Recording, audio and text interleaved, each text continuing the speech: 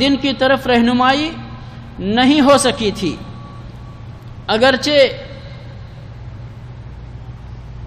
ان کو ہو سکتا ہے اشارے ملے ہوں، لیکن ان کے عناد، ان کے اختلاف، انبیاء کرام کی اطاعت و فرما برداری نہ ہونے کے سبب انہوں نے چاہے اس دن کو اختیار نہ کیا ہو، بات کچھ بھی رہی ہو، لیکن انہوں نے اس دن کو اختیار نہیں کیا، بلکہ اس دن کو چھوڑ کر کسی اور دن کو اختیار کیا، جس طرح سے یہودیوں نے ہفتے کے دن یوم السبت کو سنیچر کا دن اختیار کیا، نصارہ نے یوم الاحد یعنی اتوار کا دن، سنڈے کا دن اختیار کیا، اور مسلمانوں نے اللہ کی توفیق سے، اللہ کے فضل و احسان سے، اس کی رہنمائی اور اس کی توفیق سے جمعہ کا دن اختیار کیا۔ اور اس دن کے سلسلے میں کتاب و سنت کے اندر بڑی ہی خصوصی باتیں ذکر کی گئی ہیں۔ چند باتیں انشاءاللہ اللہ کی توفیق سے میں اس درس میں بیان کرنے کی کوشش کروں گا۔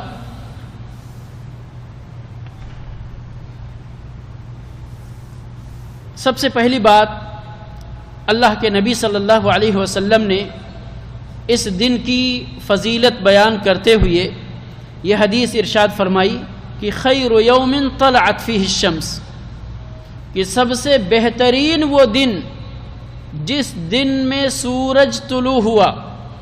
اب سورج کس دن طلوع نہیں ہوتا؟ ہر دن طلوع ہوتا ہے۔ اس کا مطلب یہ ہے کہ تمام دنوں میں سب سے افضل دن، سب سے بہتر دن وہ جمعہ کا دن ہے۔ خیر یوم طلعت فیہ الشمس، ابو ہریرہ رضی اللہ عنہ کی یہ حدیث ہے کہ خیر یوم طلعت فیہ الشمس یوم الجمعہ۔ کیا کیا واقعات ہوئے؟ اور بھی واقعات ہیں، لیکن چند باتیں اس حدیث کے اندر اللہ کے نبی صلی اللہ علیہ وسلم نے بطور بیان ذکر کیا۔ فرماتے ہیں فیہ خلق آدم، اسی دن کے اندر آدم علیہ السلام کو پیدا کیا گیا، یعنی انسانیت کی بنیاد پڑی، بشریت کی تاریخ کا آغاز، ان کی پیدائش کا آغاز اسی دن میں ہوا۔ اسی دن ان کو جنت میں داخل کیا گیا، اور اتفاق اسی دن ان کو جنت سے نکالا بھی گیا۔ اور مسلم ہی کی ایک روایت کے اندر اس طرح سے ہے قیامت کے سلسلے میں وَلَا تَقُومُ السَّاعَةُ إِلَّا فِي يَوْمِ الْجُمْعَةِ، اور قیامت جب بھی آئے گی تو جمعہ کے دن میں آئے گی۔ یہ بڑے بڑے واقعات، یہ بڑے بڑے حادثات رونما ہو چکے ہیں اور رونما ہونے والے ہیں، وہ سب کے سب اسی دن کے اندر ہیں۔ اللہ کے نبی صلی اللہ علیہ وسلم نے اس دن کی فضیلت اور اللہ رب العالمین کی رہنمائی اس دن کے سلسلے میں بڑی ایک حدیث کے اندر بڑی تفصیل کے ساتھ اور ایک حدیث کے اندر ذرا مختصر طور پر یوں بیان فرمایا۔ مختصر حدیث صحیح بخاری مسلم کی ہے، فرماتے ہیں ما طلعت الشمس ولا غابت على یوم خیر من یوم الجمعہ، جمعہ سے بہتر کسی دن میں نہ سورج طلوع ہوا ہے اور نہ سورج ڈوبا ہے، یعنی ہر روز سورج طلوع ہوتا ہے اور ہر روز سورج ڈوبتا ہے۔ جمعہ سے بہتر کوئی دن ایسا اس دنیا کے اندر آیا ہی نہیں۔ فرماتے ہیں ہدان اللہ لہ، اللہ رب العالمین نے ہمیں اس دن کے لیے ہدایت اور رہنمائی فرمائی، توفیق عطا فرمائی۔ وضل الناس عنہ، جبکہ لوگ اس دن تک رہنمائی پانے سے کوتاہ رہے، گمراہ رہے، رہنمائی نہیں پا سکے۔ ابو ہریرہ اور حذیفہ رضی اللہ عنہما جمیعاً سے ایک دوسری روایت اس طرح منقول ہے جسے امام مسلم رحمۃ اللہ علیہ نے روایت کیا ہے۔ فرماتے ہیں کہ اللہ کے رسول صلی اللہ علیہ وسلم نے ارشاد فرمایا اضل اللہ عن الجمعۃ من کان قبلنا، جمعہ سے اللہ رب العالمین نے ہم سے پہلی امتوں کو گمراہ رکھا۔ اللہ رب العالمین نے ہم سے پہلی امتوں کو جمعہ کے متعلق گمراہ رکھا، رہنمائی نہیں فرمائی۔ فَكَانَ لِلْيَهُودِ يَوْمُ السَّبْتِ، چنانچہ یہود کے لیے ہفتے کا دن مقرر ہوا، انہوں نے اپنے لیے اختیار کیا۔ وَكَانَ لِلنَّصَارَى يَوْمُ الْأَحَدِ، اور نصارہ کے لیے اتوار کا دن ہوا۔ فَجَاءَنَا اللَّهُ بِنَا فَهَدَانَا اللَّهُ لِيَوْمِ الْجُمْعَةِ، اللہ رب العالمین ہم کو لے کر آیا اور ہمیں جمعہ کے دن کی رہنمائی اور اسے اختیار کرنے کی توفیق عطا فرمائی۔ فَجَعَلَ الْجُمْعَةَ وَالسَّبْتَ وَالْأَحَدَ، ترتیب کیا ہے دنوں کے سلسلے میں؟ پہلے جمعہ، پھر ہفتہ اور پھر اتوار۔ فرماتے ہیں وَكَذَلِكَ هُمْ، اسی طرح سے ہم سے پہلی امتیں آئیں چلی گئیں، انہوں نے دیگر دنوں کو اختیار کیا جو کہ جمعہ کے بعد کے دن تھے۔ ہم تبع لنا یوم القیامہ، وہ لوگ قیامت کے دن ہمارے پیچھے رہیں گے، آئے پہلے لیکن انہوں نے ہفتے اور اتوار کا دن اختیار کیا جو کہ جمعہ کے بعد آتا ہے۔ قیامت کے دن حساب و کتاب کے سلسلے میں ترتیب کیا ہوگی کہ سب سے پہلی امت جس کا حساب و کتاب قیامت کے دن ہوگا وہ ہماری امت محمدیہ صلی اللہ علیہ وسلم ہوگی، اور پھر اس کے بعد نحن الآخرون، فرماتے ہیں نحن الآخرون من اہل الدنیا، ہم دنیا والوں میں سب سے آخری امت ہیں۔ والاولون یوم القیامہ المقضی لهم قبل الخلائق، اس کائنات کے اندر یہ امت سب سے آخری امت ہے، اس کے بعد نہ کوئی نبی آنے والا ہے، نہ کوئی رسول آنے والا ہے، اور نہ اس کے بعد کوئی امت آنے والی ہے۔ اس کے بعد جو چیز آنے والی ہے وہ قیامت آنے والی ہے، دنیا کی انتہا ہونے والی ہے۔ اب اس کے بعد قیامت کے دن فیصلے کا نمبر جب آئے گا تو کون لوگ ہوں گے؟ نحن الآخرون من اہل الدنیا، دنیا والوں میں ہم سب سے آخری امت ہیں۔ والاولون یوم القیامہ، اور قیامت کے دن سب سے پہلے لوگوں سب سے پہلے ہوں گے۔ المقضی لهم قبل الخلائق، کہ جن کے سلسلے میں تمام مخلوقات سے پہلے ان کا حساب و کتاب ہوگا۔ اسے بھی امام مسلم رحمۃ اللہ علیہ نے اسی تفصیل کے ساتھ روایت کیا ہے۔ اب آپ کو اللہ رب العالمین کی عنایت اس امت کے ساتھ، اللہ رب العالمین کا فضل و احسان اس امت پر، اس کی نوازش، اس کی کرم فرمائی کا اندازہ کرنے میں کوئی مشکل نہیں ہوگی کہ اللہ رب العالمین کتنا مہربان ہے اس امت پر۔ آخر میں بھیجنے کے باوجود حساب و کتاب کے سلسلے میں یہ امت سب سے سبقت لے جائے گی، سب سے پہلے اس امت کا حساب و کتاب ہوگا۔ آپ سمجھ سکتے ہیں کہ جب تک حساب و کتاب نہیں ہوگا اس وقت تک لوگ کتنے پریشان ہوں گے۔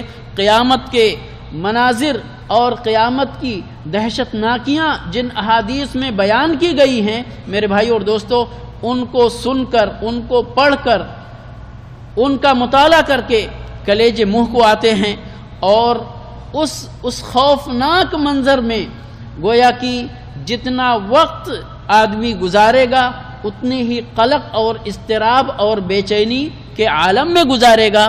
اب جس کا فیصلہ رب العالمین پہلے کر دے گا گویا کہ رب العالمین کی رحمت، اس کی مہربانی اس امت پر اتنی کہ اس کو اس قلق، یعنی اس دہشت سے جلد ہی نجات مل جائے گی فیصلہ ہونے کے بعد۔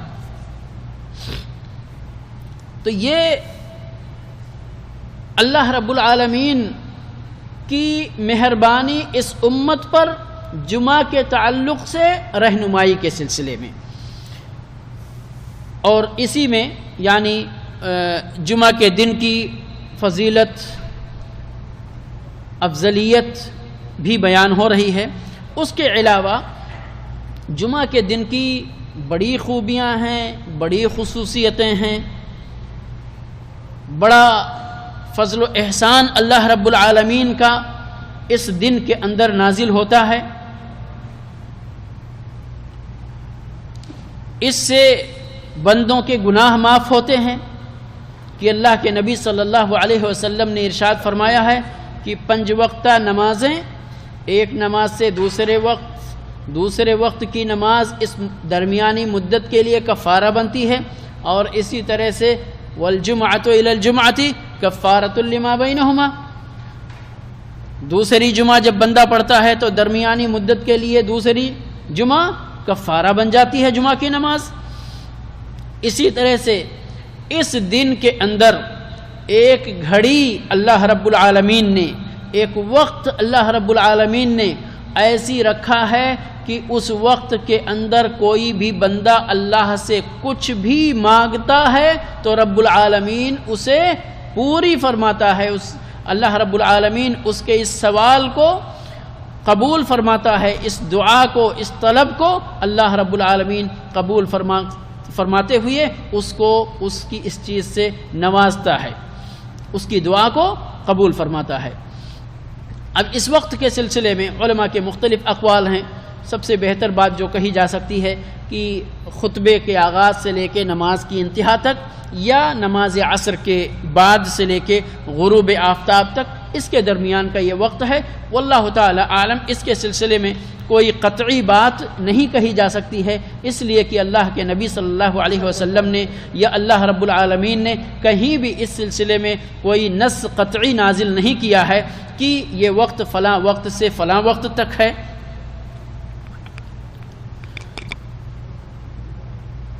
علماء نے اپنے اپنے اجتہاد سے اس چیز کو بیان فرمایا ہے، تو یہ وقت کہیں بھی ہو لیکن ہے تو جمعہ کے دن میں۔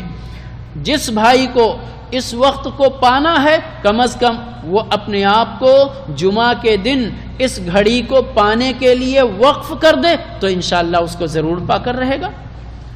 ہم دنیا کی بہت ساری چیزوں کو حاصل کرنے کے لیے، دنیا کی پریشانیوں سے نجات پانے کے لیے کتنا قربانی دیتے ہیں، کتنے لمبے سفر کرتے ہیں، کتنا ادھر ادھر کوئی بیمار ہو جاتا ہے تو ادھر کے ڈاکٹر لے کر کئی دن پھرتے رہتے ہیں۔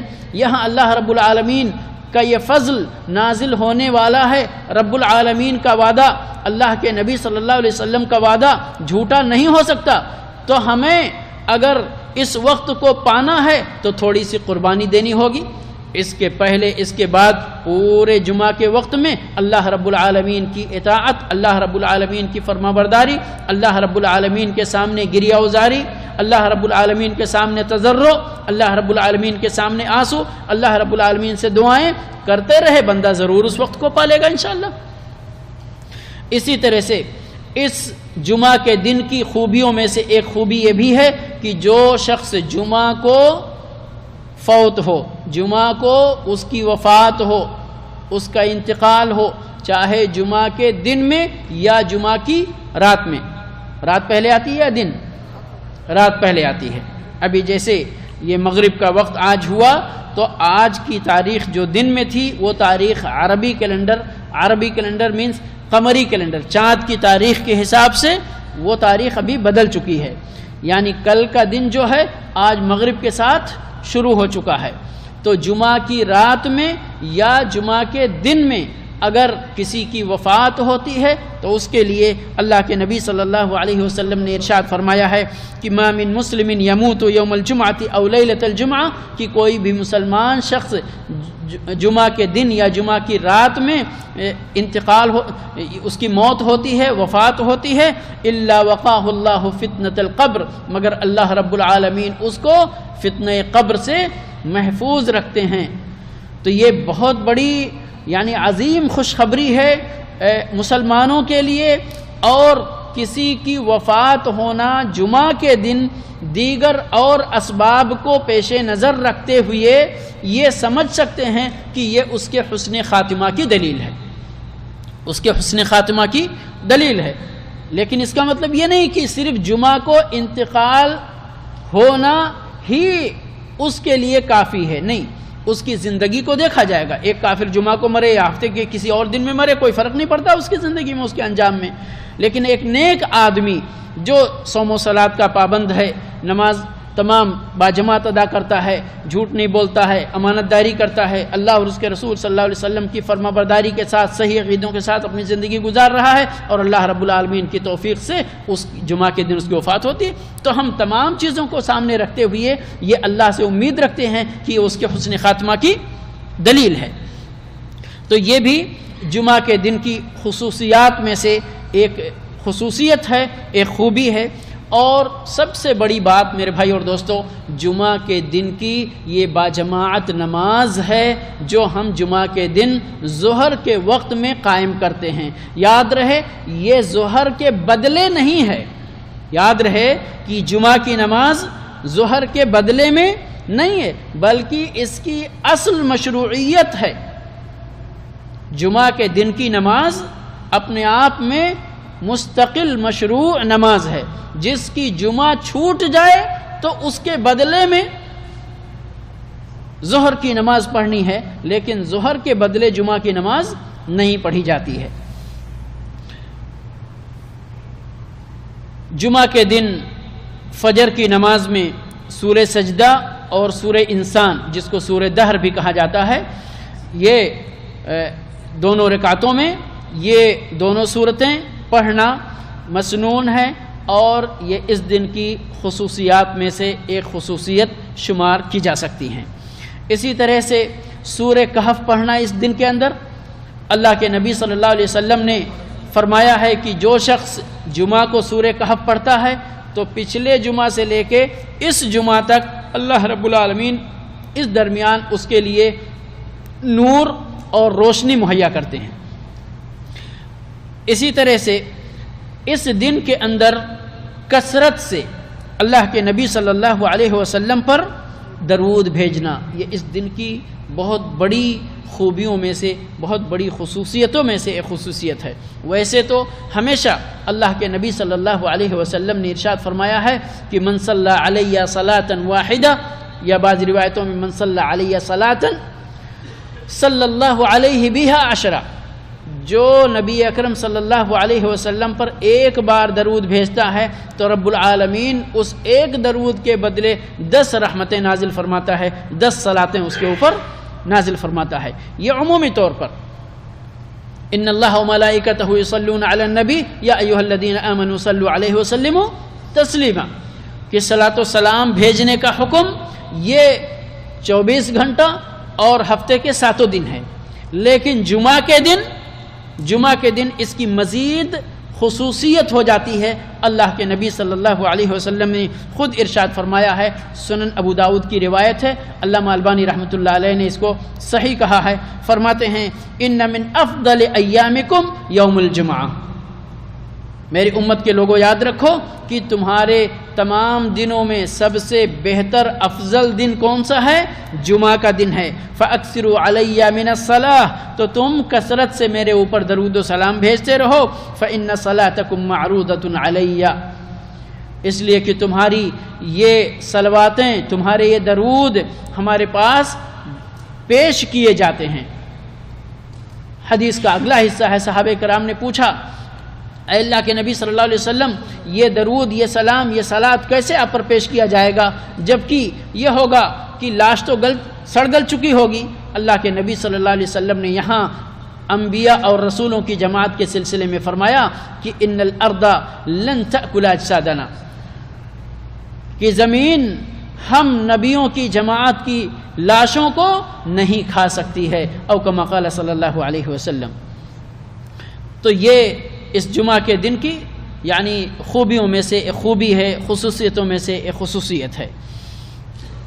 اسی طرح سے جمعہ کے دیگر آداب اختیار کرنا، جن میں سے جمعہ کے دن غسل کرنا، وضو کرنا، خوشبو لگانا، اچھے کپڑے پہننا اور جمعہ کی نماز کے لیے جلدی سے جلدی اول فرصت میں مسجد کے اندر سویرے سویرے پہنچ جانا۔ اس کے سلسلے میں اللہ کے نبی صلی اللہ علیہ وسلم کی بہت ساری احادیث منقول ہیں، جس میں سب سے زیادہ ان گھڑیوں کے سلسلے میں کہ جو پہلی گھڑی میں آتا ہے تو اس کو اتنا اجر ملتا ہے جتنا ایک اونٹ صدقہ کرنے کے برابر، جو اس کے بعد آتا ہے اس کو اتنا اجر ملتا ہے جتنا ایک گائے صدقہ کرنے کے برابر، جو اس کے بعد آتا ہے اس کو اتنا اجر ملتا ہے کہ ایک موٹا بکرا صدقہ کرنے کے برابر، جو اس کے بعد آتا ہے اس کو اتنا اجر ملتا ہے، اتنا ثواب ملتا ہے جتنا ایک مرغی صدقہ کرنے کے برابر، اس کے بعد جو آتا ہے اس کو اتنا اجر ملتا ہے جتنا ایک انڈا صدقہ کرنے کے برابر۔ اور اس کے بعد اللہ کے نبی صلی اللہ علیہ وسلم نے فرمایا ہے کہ فرشتے مسجد کے دروازے پر بیٹھے رہتے ہیں رجسٹر لے کر، جو لوگ اس درمیان آتے ہیں ان کا نام اس رجسٹر میں درج کرتے جاتے ہیں، یہاں تک کہ جب خطیب ممبر پر چڑھ جاتا ہے تو وہ بھی اپنا رجسٹر بند کرتے ہیں اور خطیب کا خطبہ سننے کے لیے وہ بھی مسجد کے اندر آ جاتے ہیں۔ اس کے بعد یعنی خطیب کے ممبر پر چڑھنے کے بعد جو شخص مسجد میں داخل ہوتا ہے تو اس کا نام فرشتوں کی اس رجسٹر میں لکھا نہیں جاتا جو وہ جمعہ کے دن جمعہ کی نماز کی حاضری کے لیے آنے والے لوگوں کا اندراج کرتے ہیں۔ اسی طرح سے سویرے پہنچ کر مسجد کے اندر جتنی چاہے نماز پڑھے، قرآن پڑھے، ذکر و اذکار کرے، لغو کاموں سے پرہیز کرے۔ اب لغو کس کو کہتے ہیں میرے بھائی اور دوستو؟ بڑا حساس معاملہ ہے، یہاں ہم لوگ اس نزاکت کو نہیں سمجھتے ہیں، اس نزاکت کو نہیں سمجھتے۔ میں دو حدیثوں کے ذریعے اس مسئلے کو صاف کرنا چاہتا ہوں۔ اللہ کے نبی صلی اللہ علیہ وسلم ایک حدیث کے اندر ارشاد فرماتے ہیں من مس الحصى فقد لغا، جس نے کنکری چھو لیا اس نے لغو کام کیا۔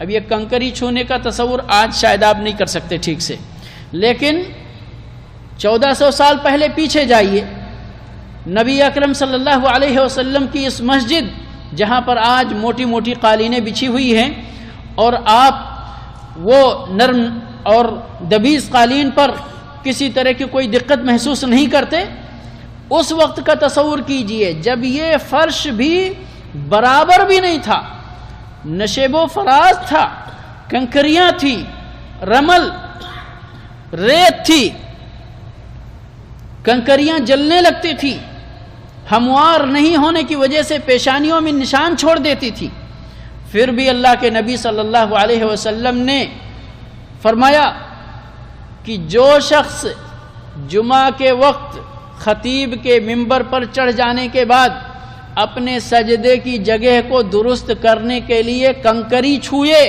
تو اس نے بھی لغو کام کیا۔ اور لغو کے لیے ہے کہ جس نے لغو کام کر لیا اس کو جمعہ کے دن جمعہ کی نماز کا ثواب اور فضیلت نہیں ملے گی۔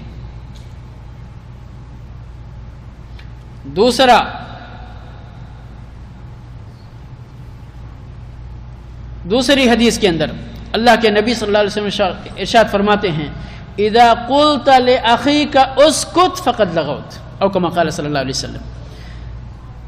آپ کا ساتھی، آپ بیٹھے ہوئے ہیں، آپ کا ساتھی کسی سے گفتگو کرنے لگا، اس وقت آپ نے اس کی بھلائی کے لیے، یہاں امر بالمعروف و نہی عن المنکر کا نقطہ سامنے ہے، لیکن پھر بھی اگر آپ نے خطیب کی طرف سے توجہ ہٹا کر اس بندے کو نصیحت کرنے کے لیے، اس کو خاموش کرنے کے لیے صرف لفظ اسکت کہتے ہیں جس کا معنی ہوتا ہے چپ رہو، کیپ سائلنٹ، تو اتنے سے بھی فقط لغو صادر ہو چکا ہے۔ سمجھ گئے؟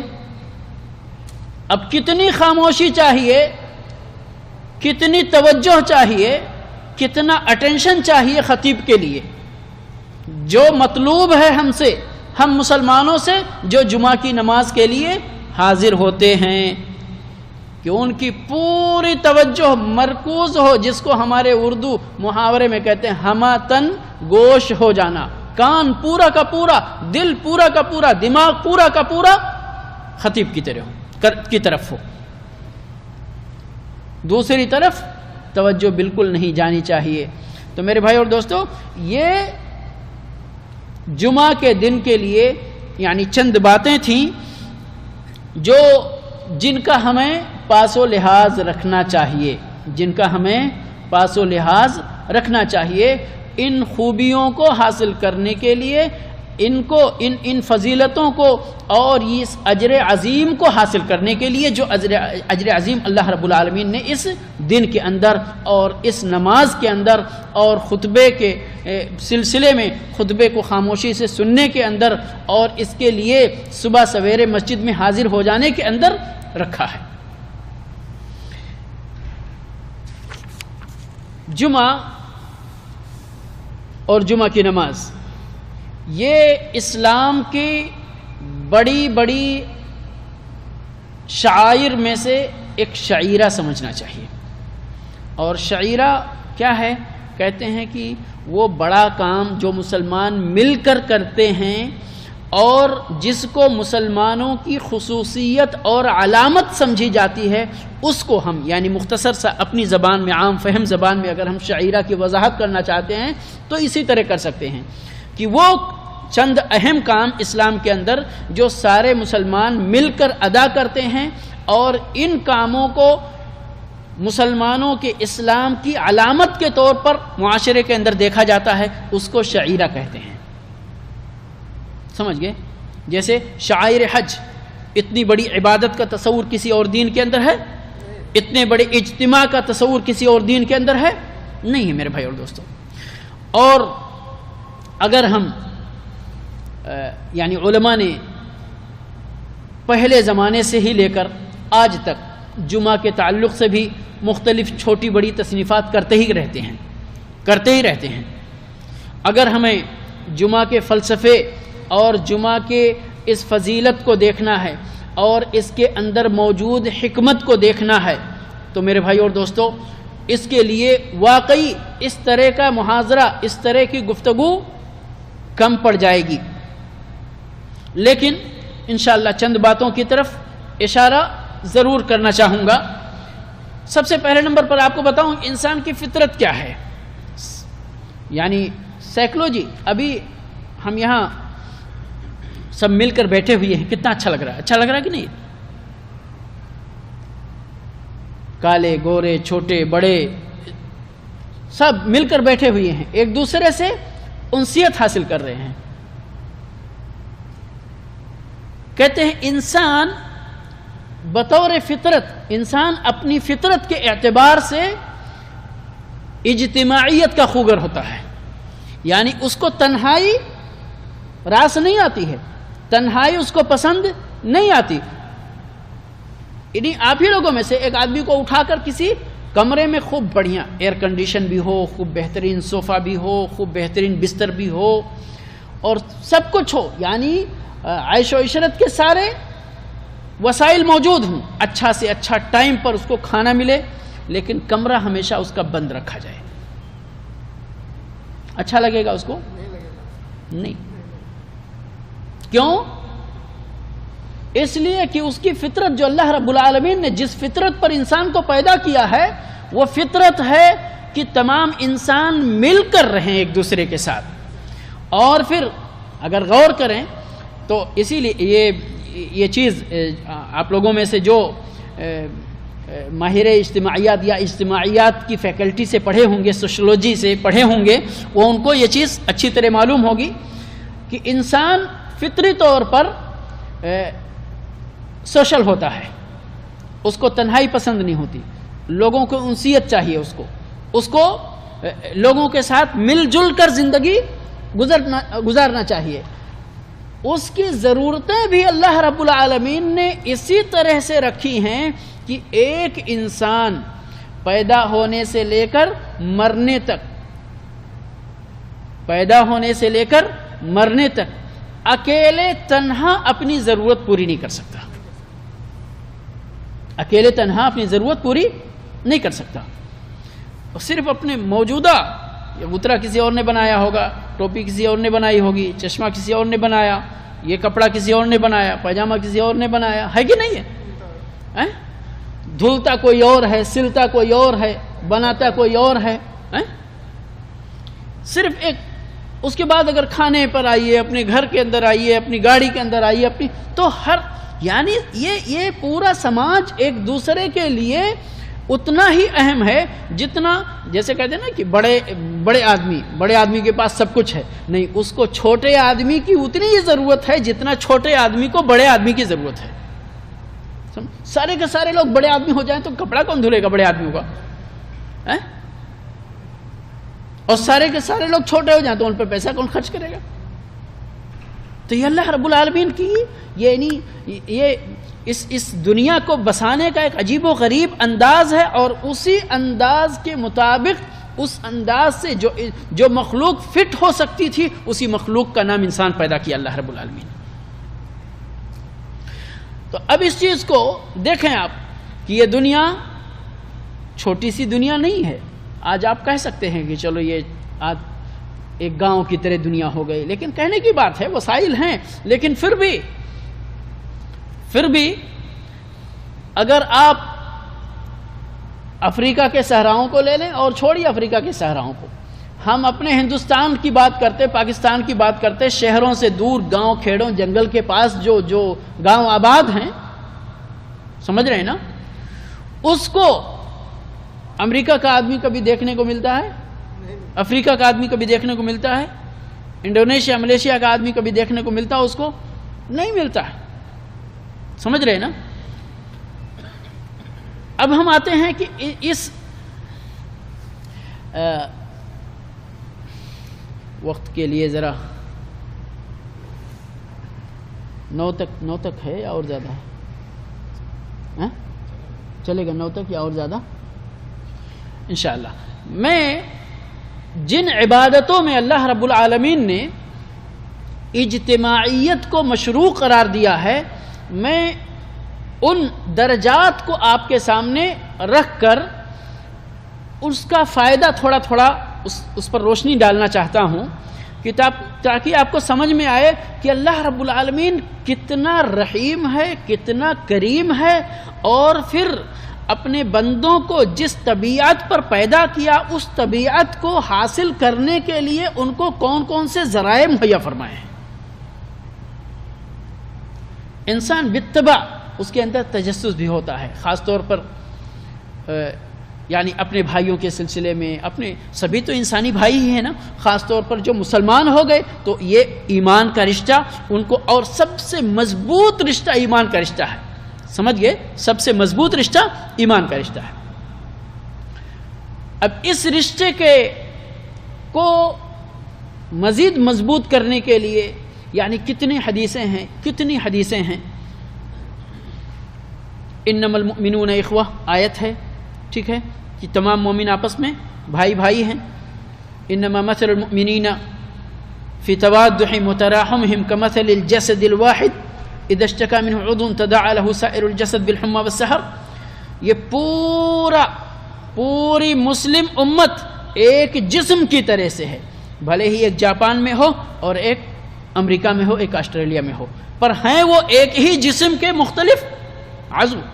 اب مختلف عضو ہیں تو اگر آپ کے انگلی میں یہاں سوئی چبھے تو اس انگلی میں آپ کو درد محسوس ہوتا ہے کہ نہیں؟ ہوتا ہے، سمجھ گئے؟ پریشانی، درد، وہ درد جو یہاں رہتا ہے وہ نہیں، لیکن پریشانی محسوس ہوتی ہے۔ اگر کانٹا چبھ جائے تو آپ کیا کرتے ہیں؟ منہ میں لا کر دانت سے نہیں نکالتے، یہ ہاتھ آپ کے اس ہاتھ کے پاس جاتا ہے اور کانٹا نکالتے ہیں۔ اس ہاتھ میں چبھ جائے تو یہ ہاتھ آتا ہے آپ کو اس ہاتھ انگلی کے پاس اور آپ کانٹا نکالتے۔ کیا مطلب ہے اس کا؟ اتنی دوری رہنے کے باوجود بھی مدد کے لیے آتا ہے، تو ایک بھائی کی مدد کے لیے دوسرا بھائی حاضر ہوتا ہے، سمجھ گئے؟ یہ ہے اس اخوت اور اس رشتے کا تقاضا، جس کو حاصل کرنے کے لیے اللہ رب العالمین نے بہت ساری چیزوں کو مشروع قرار دیا۔ احب لاخیک ما تحب لنفسک، اپنے بھائی کے لیے وہی پسند کرو جو اپنے لیے پسند کرتے ہو۔ الدین النصیحہ، دین خیر خواہی کا نام ہے، اور خیر خواہی کا لفظ جو ہے نا یہ فارسی کا لفظ ہے، ہو سکتا ہے ہم غور نہیں کرتے۔ خیر کے معنی بھلائی سب جانتے ہیں، خواہی کے معنی چاہنا کے ہوتے ہیں۔ خیر خواہی، تو بھلائی چاہے۔ خواہی جو ہے یہ صیغہ ہے، سیکنڈ پرسن کا صیغہ ہے، سمجھ گئے؟ یو سے جو ہوتا ہے کہ تم بھلائی چاہو۔ کس کے لیے بھلائی چاہو؟ تم ہمارے لیے چاہو، ہم تمہارے لیے چاہیں، وہ ہم سب کے لیے چاہے، ہم سب اس کے لیے چاہیں۔ الدین والنصیحہ، دین خیر خواہی کا نام ہے۔ قیل لمن یا رسول اللہ، خیر خواہی کس کے لیے؟ اللہ کے رسول صلی اللہ علیہ وسلم۔ للہ ولرسولہ ولکتابہ ولائمۃ المسلمین وعامتہم، سمجھ گئے؟ خیر خواہی۔ اب دیکھیں کہ یقیناً جاپان کا مسلمان آسٹریلیا والے کو دیکھنے کے لیے روزانہ تو نہیں جا سکتا تھا، ہفتے میں بھی جانا مشکل ہے، سال میں بھی مشکل ہے، بہت سارے لوگ تو نہیں جا سکتے۔ لیکن اللہ رب العالمین نے حج کا شعیرہ عمر میں ایک بار فرض کر کے یہ موقع جس کے پاس، اس میں بھی چونکہ اللہ لطیف ہے، اللہ رحیم ہے، اللہ کریم ہے، سب کے لیے چونکہ سب کو یکساں بنایا نہیں تو یکساں حکم نافذ نہیں کیا سب پر۔ کہا جس کے پاس طاقت ہو وہ کعبہ میں آؤ، اور پوری دنیا سے مسلمان اٹھ کر جس کے پاس بھی طاقت ہو اٹھ کر آئیں، کعبہ میں مکہ مکرمہ میں ایک دوسرے سے ملاقات کریں۔ سمجھ گئے؟ اب ہم پہلے اسٹیپ پر آتے ہیں ایک بار کہ اس مسلمان کو دوسرے مسلمان کی ضرورت تھی۔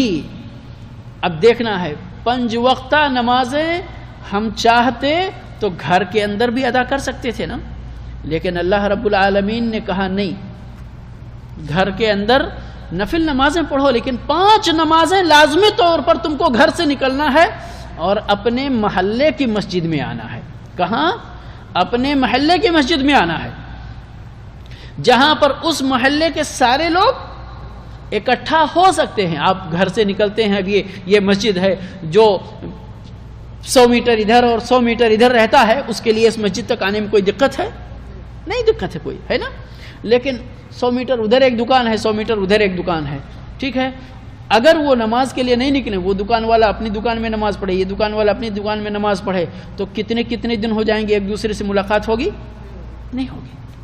اللہ نے کہا نہیں، تم کو اس کی ضرورت ہے، تم کو اس کی ضرورت ہے، اور تمہارے پاس اس بات کی طاقت ہے کہ تم دن میں 5 مرتبہ کم از کم اس بھائی سے مل سکتے ہو، اس لیے 5 بار یہ سارے لوگ مسجد کے اندر اکٹھا ہوں، ایک دوسرے کو دیکھیں، ایک دوسرے کی خیریت دریافت کریں، ایک دوسرے پر سلام بھیجیں، سلامتی کی دعا کریں۔ یہ کر سکتے ہو، اس لیے یہ کرنا لازمی ہے، اس سے چھٹکارا نہیں ہے۔ روزانہ، ٹھیک ہے نا، دن میں 5 بار اکٹھا ہونا۔ اب اس سے بڑے دوسرے نمبر پر آتے ہیں، جمعہ کی نماز کو لیتے ہیں۔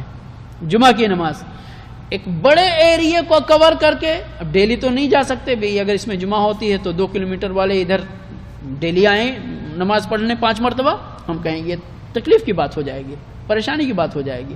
لیکن ہفتے میں 1 مرتبہ آنا کوئی مشکل کی بات ہوگی نہیں، ہفتے میں 1 بار، اس دن خاص طور پہ چھٹی ہے، نہا دھو کر چلتے ہیں ہم۔ ابھی ہم 500 لوگ اکٹھا ہو کر نماز پڑھتے تھے، اب ہفتے میں 1 بار 5000 لوگ اکٹھا ہو کر نماز پڑھیں گے، ایک دوسرے کو دیکھیں گے، ایک دوسرے، ہے کہ نہیں ہے؟ ہفتے میں 1 بار اس طرح اکٹھا ہونا کوئی مشکل چیز نہیں تھی، اس لیے اللہ رب العالمین نے جمعہ کی نماز کو مشروع قرار دیا، اور کتنی سخت وعید فرمائی۔ ایک حدیث میں آج کے درس میں تمہید کے بعد انشاءاللہ لوں گا، آپ کو پتہ چلے گا کہ کتنی سخت وعید ہے ان لوگوں کے لیے جو جمعہ چھوڑ دیتے ہیں بلا وجہ، جو بلا وجہ جمعہ چھوڑ دیتے ہیں، کتنی سخت وعید ہے۔ تو چھوڑنا نہیں ہے، اپنے بھائیوں سے اس تھوڑے سے براڈ ایریے میں ضرور ملاقات کرنا۔ اب اس کے بعد سال میں 2 اجتماع اللہ رب العالمین نے رکھا کہ جو پورے شہر کے لوگ اکٹھا ہو کر ایک بڑے میدان میں، حقیقت یہی ہے، لیکن مشقت کو دیکھتے ہوئے اگر ہم اس کو ہلکا کر لیتے ہیں اور مختلف علاقوں میں مختلف جماعتیں بن جاتی ہیں تو جائز ہیں انشاءاللہ، لیکن افضل طریقہ یہ ہے کہ پورے شہر کے لوگ نکل کر کسی ایسے میدان میں اکٹھا ہوں جہاں سارے لوگ آ سکتے ہیں. اس کے لیے مسجد نہیں ضروری ہے, اس کے لیے مصلی محراب کی ضرورت نہیں ہے, اذان کی ضرورت بھی نہیں ہے, سب لوگ اکٹھا ہو گئے کافی ہے. سمجھ گئے؟ عیدین کی نماز سارے لوگ ایک لمبے پیمانے پر اکٹھا ہو کر ایک دوسرے کو مبارکباد بھی شرعی طور پر دیں, اگر اس کے بعد ایک دوسرے کو دیکھ کر ایک دوسرے سے انسیت, کم از کم کچھ نہیں تو ایک دوسرے کو دیکھ کر ان سے انسیت حاصل کرنا. اور آپ کو ایک واقعہ میں انشاءاللہ بتاؤں گا حج کے تعلق سے کہ اس اجتماع کا فائدہ کیا ہے, اور خاص طور پر ان جگہوں پر میرے بھائی, ان جگہوں پر جہاں مسلمان اقلیت میں ہوتے ہیں. اس جمعہ اور جماعت اور عیدین کا کتنا فائدہ ہے آپ تصور نہیں کر سکتے, آپ تصور نہیں کر سکتے اس چیز کا. عیدین ہو گئی, اس کے بعد زندگی میں ایک بار پوری دنیا سے مسلمانوں کو ام القریٰ کے اندر, مکہ کے اندر اکٹھا ہو کر اپنی اجتماعیت کا ثبوت فراہم کرنا, اپنے ایک جسم ہونے کا ثبوت فراہم کرنا, اخوت اور بھائی چارگی کا تقاضا پورا کرنا, اس کو حاصل کرنا, زندگی میں ایک بار حج کرنا. جو میں نے اشارہ کیا جس کی طرف کہ ایسے شہروں میں جہاں پر مسلمان بکھرے ہوئے رہتے ہیں اور غیر مسلموں کی تعداد کثرت میں ہوتی ہے, وہاں پر یہ بکھرے ہوئے لوگ نظر نہیں آتے, تو یہ زعم پیدا ہو سکتا ہے, زعم باطل کی ہمارے شہر میں تو مسلمان نمک کے برابر ہیں, ہم جب جس طرح جو چاہیں گے ان کے ساتھ کر سکتے ہیں. لیکن وہی بکھرے ہوئے لوگ جب اکٹھا ہو کر اپنی اجتماعیت کا ثبوت فراہم کر دیتے ہیں تو دیگر لوگوں کو ٹیڑھی نگاہ سے دیکھنے کی جرأت نہیں ہوتی. یہ بہت بڑا فائدہ ہے. اور یہ تو ہم نے اپنا تشخص, پرسنالٹی, اپنی اسلامک پرسنالٹی ہم نے کھو دیا ہے, اس لیے ہم احساس کمتری کے شکار ہیں. نہیں تو میرے بھائی اور دوستو یہ پریکٹیکل ہے. ہم ٹرین میں سفر کرتے ہیں نا اپنے انڈیا کے اندر, آپ کے چہرے پر کوئی علامت نہیں ہے مسلمان ہونے کی, ہمارے چہرے پر کوئی علامت نہیں ہے مسلمان ہونے کی, ہم آپ کو نہیں پہچان پا رہے کہ آپ مسلمان ہیں, آپ ہم کو نہیں پہچان پا رہے کہ ہم مسلمان ہیں, تو دونوں اپنے آپ کو اجنبی سمجھتے ہیں. اسی طرح میں نے 2 کی بات کی, اسی طرح ہو سکتا ہے کہ وہ 100 آدمی کمپارٹمنٹ میں ہوں تو ممکن ہے 30-40 آدمی مسلمان ہوتے ہوں, لیکن ہر مسلمان وہاں اپنے آپ کو تنہا سمجھتا. کیوں سمجھتا ہے؟ اس لیے کہ ہم نے اپنا تشخص کھو دیا ہے, اپنی پرسنالٹی ہم نے کھو دی ہے, ہم پہچانتے بھی نہیں ایک دوسرے کو. تو ہر آدمی تنہائی محسوس کرتا ہے اور مرعوبیت محسوس کرتا ہے. ارے یار اتنے سارے غیر مسلم ہیں, میں اکیلا مسلمان ہوں, اگر کوئی بات ہوئی تو کیا ہوگا.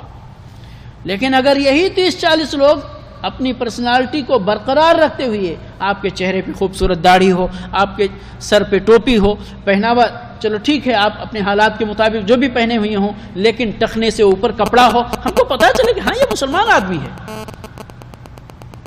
تو کیا ہوگا پھر؟ ہمارے اندر خود ایک قوت پیدا ہوگی, ارے ہماری بھی تعداد ہے. سمجھ گئے؟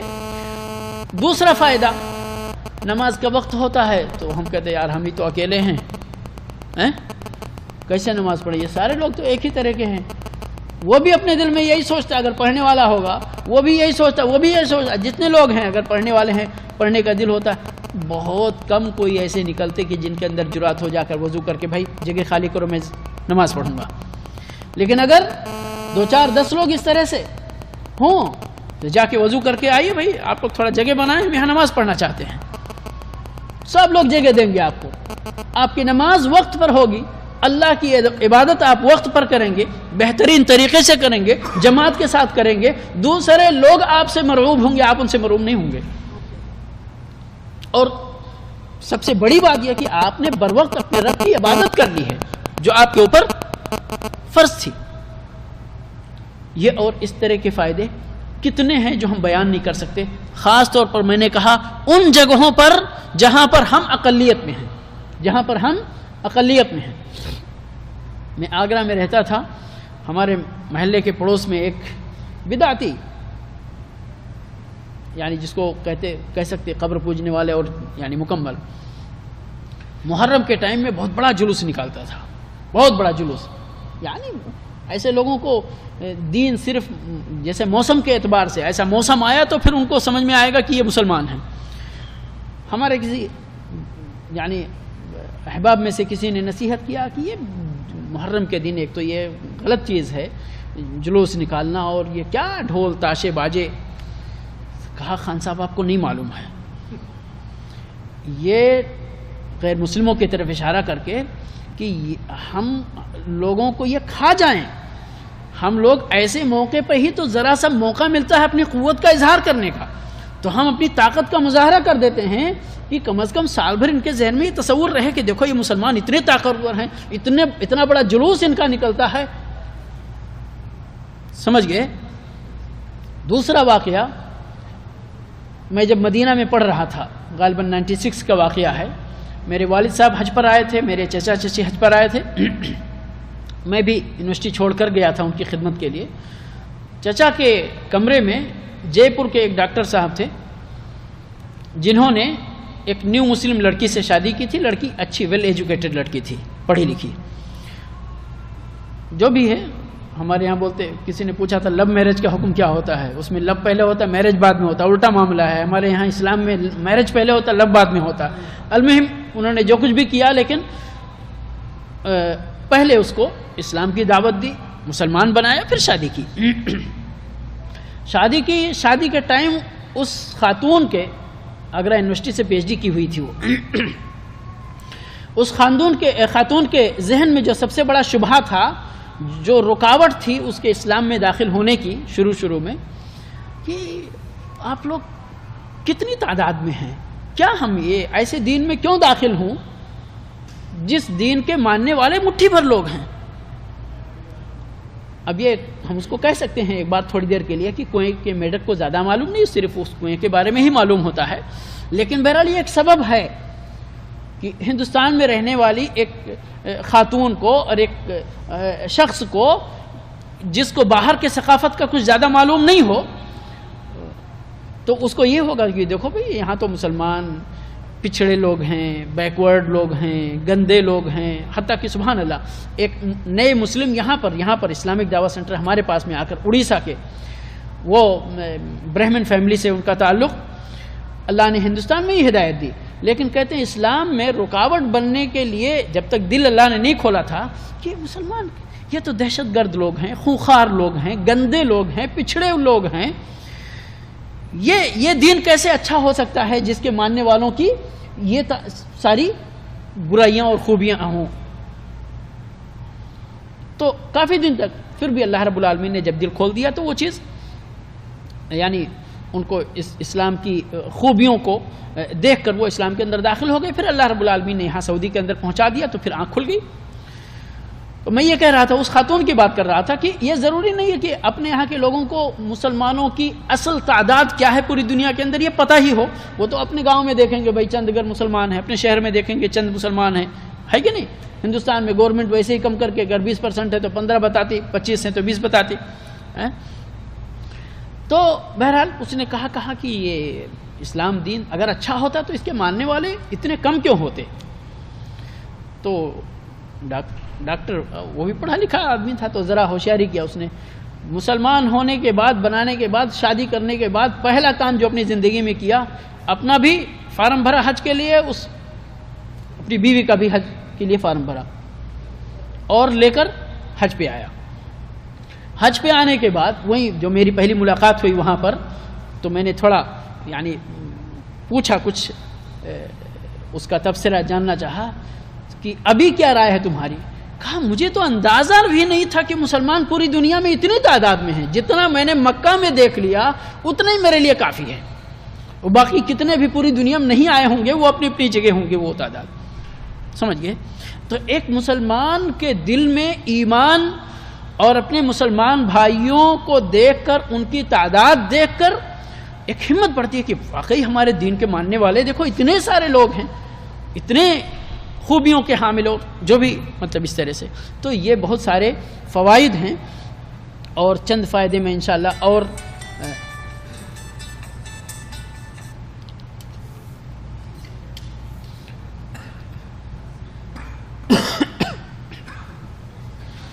اللہ رب العالمین نے حج کے تعلق سے ارشاد فرمایا ہے وَأَذِّن فِي النَّاسِ بِالْحَجِّ يَأْتُوكَ رِجَالًا وَعَلَى كُلِّ ضَامِرٍ يَأْتِينَ مِنْ كُلِّ فَجٍّ عَمِيقٍ لِيَشْهَدُوا مَنَافِعَ لَهُمْ وَيَذْكُرُوا اسْمَ اللَّهِ فِي أَيَّامٍ مَعْلُومَاتٍ.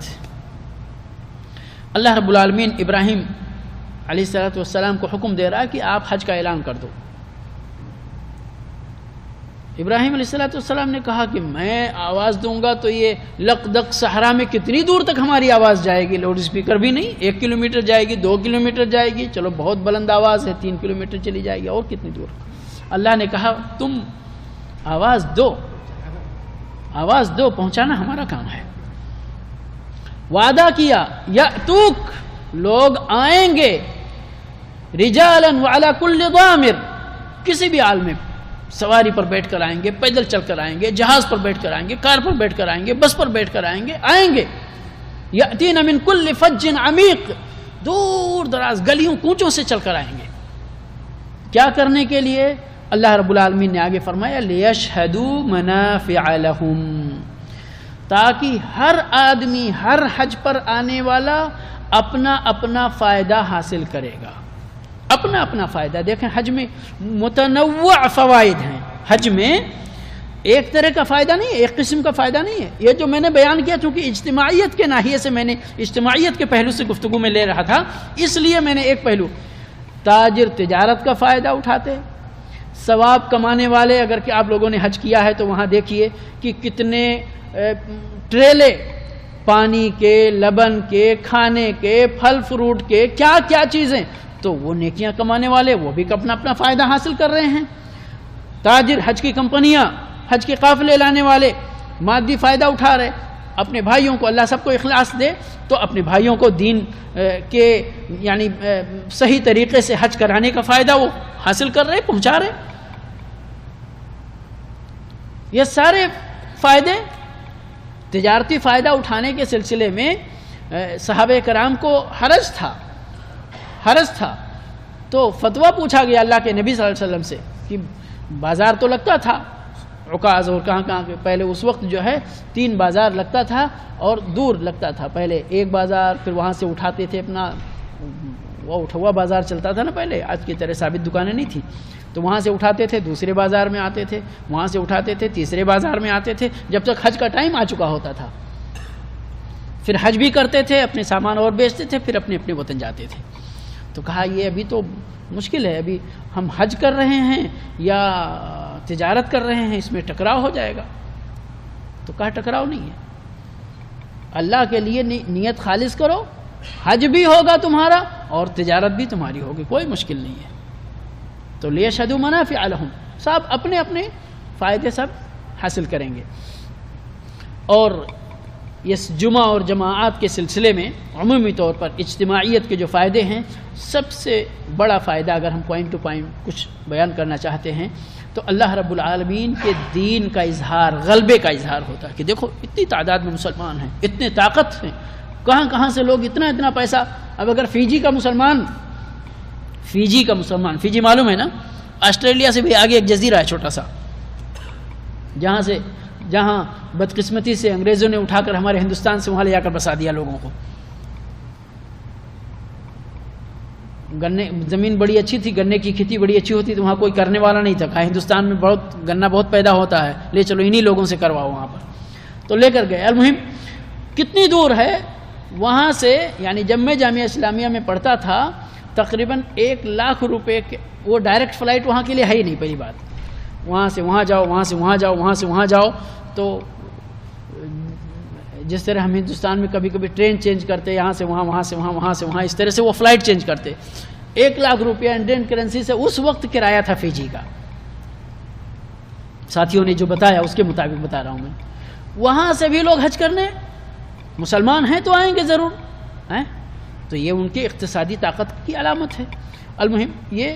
اس کے علاوہ اسلام کے شعائر علامتوں کا اظہار، اسلام کی خوبیوں کا، مسلمانوں کی خوبیوں کا اظہار، اسی طرح سے مسلمانوں کے آپس میں تعارف اور ایک دوسرے سے تآنس انسیت حاصل کرنے کا، ان کے رنگ و نسل کے سلسلے میں تعارف حاصل کرنا.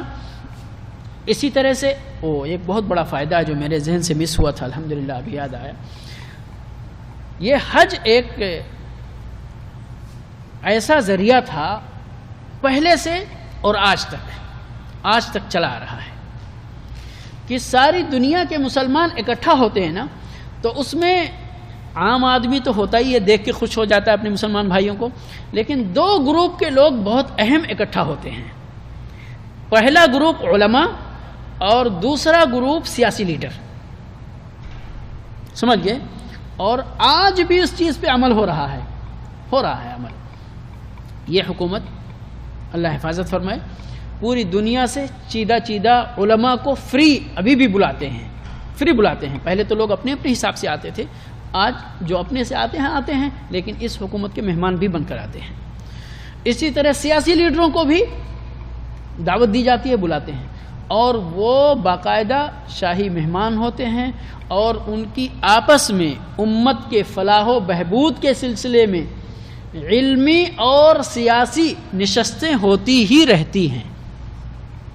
باقاعدہ میٹنگ ہوتی ہے امت کے فلاح و بہبود کے سلسلے میں، امت کی مصلحت کے سلسلے میں. یہ آج بتا رہا ہوں.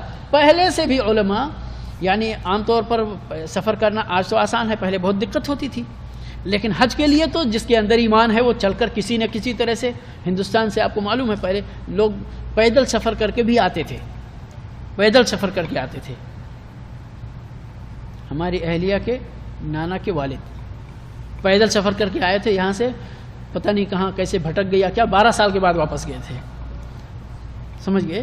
لیکن 4 مہینہ 6 مہینہ یہ تو نارمل بات تھی کہ چل کر آتے اور پھر 4-6 مہینہ چل کر واپس جاتے. تو اب ایک آدمی جو اتنی پرمشقت سفر کر کے آئے، اور اگر اس کو علم سے محبت ہو تو کیا وہ مکہ میں بیٹھے علماء کو یوں ہی چھوڑ دے گا؟ کہے گا ان کے پاس جو کچھ ہے ہم پی کر جائیں گے یہاں سے واپس. اور رہتے تھے یہاں پر، مہینوں رہ جاتے تھے مکہ کے اندر. اور تو کیا ہوتا تھا؟ یہ علمی تبادلہ ہوتا تھا، جو ان کے پاس ہے دے کر جاتے تھے. آتے تو ایسا نہیں کہ صرف لے کر جاتے تھے، ان کے پاس بھی ہوتا تھا. اور علم کا معاملہ تو یہ ہے کہ اس میں کوئی چھوٹا بڑا نہیں ہوتا. علم کا معاملہ ایسا ہے کہ اس میں کوئی چھوٹا بڑا، جو عالم اپنے کو بڑا سمجھے وہ عالم نہیں ہوتا. سمجھ گئے؟ سب برابر. آپ کے پاس جو ہے ہم لیں گے، شاگرد بن کر لیں گے. ہمارے پاس جو ہے آپ لیں. سمجھ گئے؟ تو لے کر آتے تھے، دے کر جاتے تھے، اور مکہ کے علماء سے لے کر جاتے تھے. یہ ابھی ایک طرف ہوا. کبھی کیا ہندوستان کے عالم آئے اور یمن کے عالم آئے، دونوں یہاں مل گئے. تو ہندوستان والے کے پاس جو ہے یمن والے نے لے لیا، یمن والے کے پاس جو ہے وہ ہندوستان والے نے لے لیا. اور اسی طرح سے یہ سلسلہ جاری رہتا تھا، چلتا رہتا تھا ایک دوسرے سے لینے دینے کا. سمجھ گئے؟ یہ اتنا بڑا فائدہ تھا میرے بھائیو، جو پہلے سے حاصل کیا جاتا تھا، آج بھی وہ اس کا سلسلہ جاری ہے الحمدللہ. اسی طرح سے دین کے سلسلے میں جو بھی میٹنگیں، جو بھی باتیں ہیں، وہ اس طرح سے یہ ساری چیزیں میرے بھائیو فائدہ ہیں جمعہ اور جماعت کا. جماعت کے سلسلے میں ایک بات یاد آ گئی تو اور عرض کر دوں کہ اللہ کے نبی صلی اللہ علیہ وسلم فجر کی نماز پڑھ کر مقتدیوں کی طرف رخ پھیرتے تھے اور ایک نظر ڈالتے تھے صف پر. آج تو کہیں گے یہ امام صاحب سے کیا مطلب ہے، میں آؤں نماز پڑھنے، میں نہیں آؤں نماز پڑھنے، اس سے کیا مطلب ہے ان کو، ہے کہ نہیں؟ کہیں گے اگر زیادہ خود کرید کیا جائے تو آپ کو کیا مطلب ہے، آپ کا کام ہے نماز پڑھانا، نماز پڑھائیے اور جائیے، آپ نوکری کر رہے، اس سے زیادہ مطلب نہیں. اللہ کے نبی صلی اللہ علیہ وسلم باقاعدہ نظر دوڑاتے تھے، دیکھتے تھے کون نہیں ہے. ایک تو اس سے صحابہ کرام کے دل میں یہ نہیں کہتے کہ نبی صلی اللہ علیہ وسلم کے لیے نماز پڑھتے تھے، لوگ اللہ ہی کے لیے پڑھتے تھے، لیکن یہ ہے کہ نبی صلی اللہ علیہ وسلم نہیں دیکھیں گے تو سوال کریں گے. تو سب لوگ نماز میں حاضر ہوتے تھے. کوئی نہیں آیا تو پھر نبی صلی اللہ علیہ وسلم پوچھتے تھے فلاں آدمی کیوں نہیں آیا. اب یہاں بدگمانی نہیں کہ وہ گھر میں سویا ہوا نہیں آیا، نہیں، بدگمانی نہیں، اور ایسا ہوتا بھی نہیں تھا الا ماشاء اللہ. ہو نہ ہو وہ آدمی بیمار ہو تو اس کی بیمار پرسی کرنے جانا چاہیے سب کو. ہو نہ ہو وہ آدمی مسافر ہو، گھر میں نہیں ہے، تو جن کو چھوڑ کر گیا ہے ان کی حفاظت، ان کی دیکھ ریکھ کی ذمہ داری بھی مسلم معاشرے پہ بنتی ہے، تو یہ کرنا چاہیے. ہو سکتا ہے مر گیا ہو، کسی کو پتہ نہیں چلا، تو اس کی اتباع کرنی چاہیے جنازے کی، اس کے تعزیت کے لیے جانا چاہیے. تو یہ سارے اسلامی مقاصد جماعت کے ذریعے حاصل کیے جاتے ہیں، جو کہ جماعت کے سطح پر محدود ہے، جمعہ کے سطح پر زیادہ کشادہ ہے، عیدین کے سطح پر اور زیادہ کشادہ ہے. یعنی کبھی کبھی ہوتا ہے بسا اوقات کہ ایک آدمی کی دور سے رشتے میں بھی آتے، کبھی کبھی ہم یہاں پردیسیوں کے ساتھ بہت ایسا ہوتا ہے، وہ نہیں بتاتے، لوگ بھول جاتے واقعہ، ارے فلاں آدمی نہیں ہے، ابھی انتقال ہو گیا. ایسا سرپرائز ہوتا ہے، مفاجات ایک طرح سے ہوتا ہے. لیکن اگر فالو اپ برابر ہو تو ایسے اس مفاجے کا مسئلہ سامنے نہیں آئے گا. علی کل حال یہ چند باتیں تھیں جو اجتماعیت کے تعلق سے. انشاءاللہ صرف اس درس کے اندر صرف ایک حدیث انشاءاللہ گفتگو میں شامل کروں گا باذن اللہ، باقی آئندہ دروس کے اندر انشاءاللہ. عن عبد الله بن عمر وأبي هريرة رضي الله عنهم أنهما سمعا رسول الله صلى الله عليه وسلم يقول على أعواد منبره لينتهين أقوام عن ودعهم الجمعات أو ليختمن الله على قلوبهم ثم ليكونن من الغافلين. رواه مسلم. عبداللہ بن عمر اور ابو ہریرہ رضی اللہ عنہم جمیعاً سے روایت ہے، وہ دونوں کہتے ہیں کہ ان دونوں نے رسول اکرم صلی اللہ علیہ وسلم کو یہ فرماتے ہوئے سنا. کہاں فرما رہے تھے آپ؟ اپنے ممبر کی لکڑیوں پر، یعنی اپنے ممبر پر تشریف فرما تھے اور یہ بات فرما رہے تھے. کیا فرما رہے تھے؟ لَيَنْتَهِيَنَّ أَقْوَامٌ عَنْ وَدْعِهِمُ الْجُمْعَاتِ. جو لوگ جمعہ چھوڑ رہے ہیں، جمعہ چھوڑنے سے باز آ جائیں، یا کیا ہوگا؟ او لیختمن اللہ علی قلوبہم، یا اللہ ضرور ان کے دلوں پر مہر لگا دے گا، ان کے دلوں پر مہر لگا دے گا. ثم لیکونن من الغافلین، پھر وہ غافل لوگوں میں سے بن جائیں گے. اسی طرح کی ایک روایت اور جو کہ سنن ترمذی، ابو داؤد اور نسائی کے اندر ہے، من ترک ثلاث جمع تہاؤنا بها طبع اللہ علی قلبہ. علامہ البانی رحمۃ اللہ علیہ نے اس روایت کو بھی صحیح کہا ہے. ابن ماجہ کی روایت اسی سے ملتی جلتی، من ترک الجمعۃ ثلاثا من غیر ضرورۃ طبع اللہ علی قلبہ. جس نے 3 بار جمعہ چھوڑ دیا بغیر ضرورت کے، اللہ رب العالمین اس کے دل پر مہر لگا دے گا. یعنی 2 میں سے ایک ہونا ہے، یا تو آپ جمعہ کی پابندی کرو اور یا تو دل پر مہر لگنا ہے. یہ نہیں تو یہ ہونا ہے. سمجھ گئے کتنی بڑی وعید ہے؟ آپ اس کا اندازہ لگا سکتے؟ نہیں لگا سکتے. آپ کو وہ حدیث یاد کراؤں میں جس کے اندر اللہ کے نبی صلی اللہ علیہ وسلم نے ارشاد فرمایا ہے کہ جب بندہ کوئی گناہ کرتا ہے تو اس کے دل پر ایک سیاہ دھبا پڑ جاتا ہے، پھر گناہ کے بعد گناہ، گناہ کے بعد گناہ کرتا جاتا ہے اور وہ دھبے پڑتے جاتے ہیں، یہاں تک کہ ایک ایسا وقت آتا ہے کہ وہ دل پورا کا پورا ان گناہوں سے پیدا ہونے والے کالے دھبوں سے ڈھک جاتا ہے. اور جب ایسا ہو جاتا ہے تو اسی کو کہا گیا ہے کہ اللہ رب العالمین کی مہر لگ گئی اس دل کے اندر.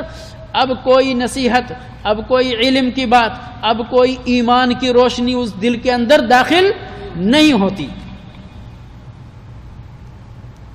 اس شخص کو اپنے دین کے سلسلے میں مکمل لاپرواہی ہو جاتی ہے، وہ شیطان کے چنگل میں آ جاتا ہے، شیطان اس سے جو چاہتا ہے کرانے لگتا ہے، یہاں تک کہ اللہ کی توفیق اس کو حاصل ہوتی ہے، وہ سچے دل سے توبہ کرتا ہے، اپنے آنسوؤں کے ذریعے اپنے دل کے ان کالے دھبوں کو دھو لیتا ہے، تو پھر سے دوبارہ ایمان کی روشنی اس کے اندر داخل ہوتی ہے۔ کتنی بڑی بات ہے۔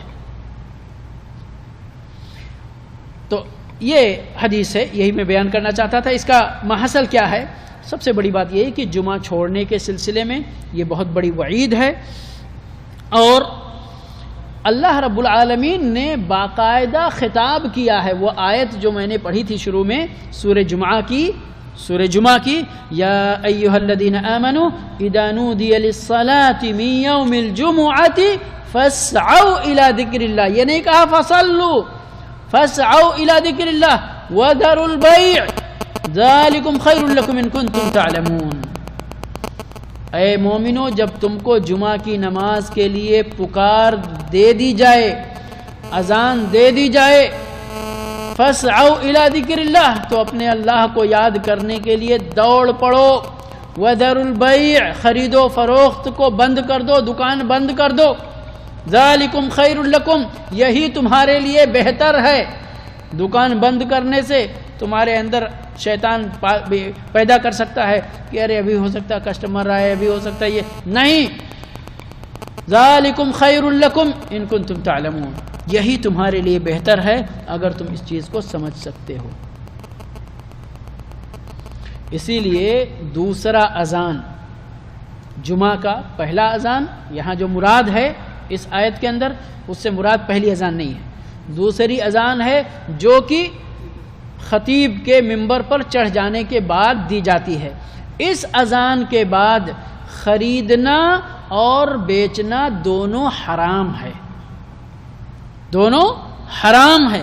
اگر ایسے وقت میں مسجد سے باہر بیٹھ کر حتیٰ ایون مسواک بھی اگر کوئی بیچ رہا ہے، بظاہر متوع رومال بچھا کر بیٹھ جاتے اور ان کو اس بات کی پرواہ نہیں ہوتی، تو ان کو تنبیہ کی جانی چاہیے، اسی وقت زبردستی اس کو بند کرا کے ختم کیا جانا چاہیے۔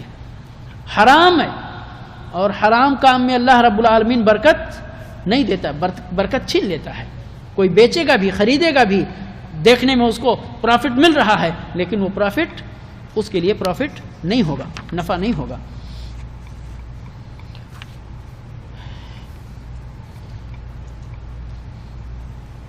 یعنی اس حدیث سے جمعہ کی فرضیت کی تاکید کا فائدہ ملتا ہے، اور تمام علماء حتیٰ تمام مذاہب اس بات پر متفق ہیں کہ جمعہ کی نماز تمام فرض نمازوں میں بھی زیادہ مؤکد فرض ہے اور فرض عین ہے۔ بلا عذر شرعی جمعہ ترک کرنا جائز نہیں ہے۔ جی، یہ چند باتیں تھیں۔ اللہ رب العالمین سے دعا کے ساتھ اپنی گفتگو بند کرتا ہوں میں کہ رب العالمین ہم سب کو اپنے دین کی صحیح سمجھ عطا فرمائے، فقہ فی الدین عطا فرمائے، علم نافع عطا فرمائے۔ پروردگار نے جو علم ہم کو دیا ہے اسے ہمارے لیے نفع بخش بنائے، جو علم ہم نے حاصل کیا ہے اس پر ہمیں عمل کرنے کی توفیق بخشے۔ وآخر دعوانا الحمد للہ رب العالمین، وصلی اللہ علی نبینا محمد وعلی آلہ وصحبہ اجمعین۔